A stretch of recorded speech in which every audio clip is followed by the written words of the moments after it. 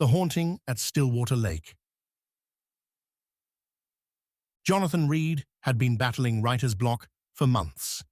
Deadlines loomed, but his mind remained stubbornly blank, unable to conjure the spark that had once fueled his career.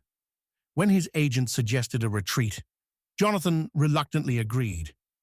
Maybe solitude would reignite his creativity. Maybe the isolation would help him hear the whispers of a new story forming in the depths of his mind. The lakeside cottage at Stillwater Lake was the epitome of seclusion. Nestled deep in the woods, miles from the nearest town, it offered the perfect escape. The lake itself was a picture of serenity, its surface often shrouded in mist, giving it an ethereal, almost otherworldly appearance. The locals in town spoke little of the lake, only giving it a passing mention when Jonathan picked up supplies. "Stay inside when the mist is thick," the shopkeeper had said, with a warning glance, but offered no further explanation. Jonathan laughed it off. Superstitions were quaint, but not his concern. He needed silence, not ghost stories. The first few days at the cottage passed peacefully enough. Jonathan wrote during the day, though his progress was slow. At night, he would sit by the lake, watching the mist roll in as the sun dipped below the horizon. The quiet was comforting, the gentle lapping of the water against the shore, a lullaby. It was during one of these evening vigils that Jonathan first noticed the ripples. They appeared out of nowhere, spreading across the lake's otherwise still surface. At first, he thought it was a fish, but the ripples were too large, too deliberate. He squinted through the thickening mist, catching the faintest glimpse of something beneath the water. A shadow, or perhaps several, moving just out of sight. Jonathan's heart quickened. He grabbed his camera and took several shots, hoping to capture whatever was lurking beneath the surface. When he reviewed the images later, he found nothing unusual, just the mist and the still, dark water. He shrugged it off as a trick of the light, a product of his overactive imagination. But the next evening, as he watched the lake again, something else caught his eye. A hand. Pale and ghostly, it broke the surface of the water, fingers splayed as if reaching for something or someone on the shore. Jonathan's breath hitched. He snapped a photo just as the hand slipped back into the depths, leaving only ripples behind. Shaken, Jonathan retreated to the cottage and uploaded the photo to his laptop.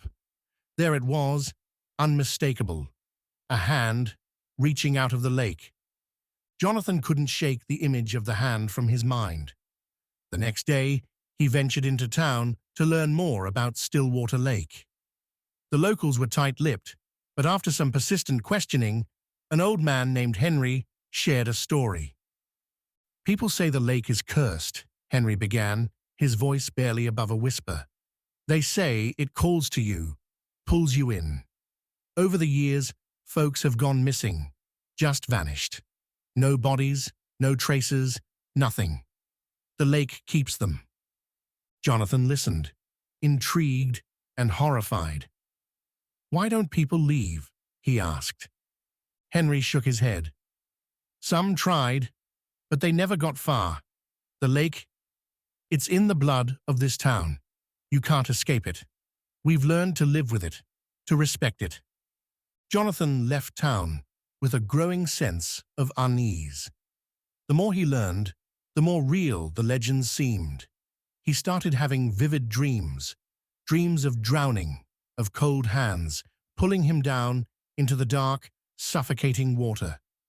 He would wake in a panic, his clothes drenched as if he had truly been submerged. Days turned into weeks, and Jonathan's dreams grew more intense. The line between sleep and wakefulness blurred. He would find himself standing at the edge of the lake, unsure of how he got there, the mist swirling around him like a living thing. The lake seemed to call to him, a low, resonant hum that vibrated in his bones. He became obsessed with uncovering the truth. He spent hours researching, digging through old records and local folklore. The more he learned, the more convinced he became that the lake was alive, a malevolent force that fed on the souls of the lost. But the knowledge did nothing to quell his fascination. If anything, it drove him deeper into the mystery.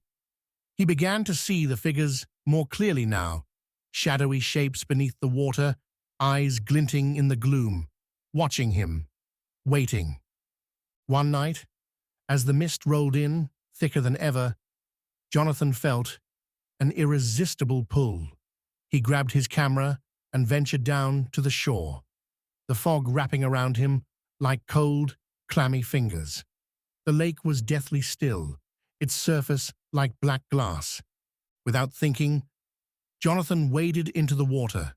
It was freezing, numbing his legs as he moved deeper. The ripples formed around him, and he saw them.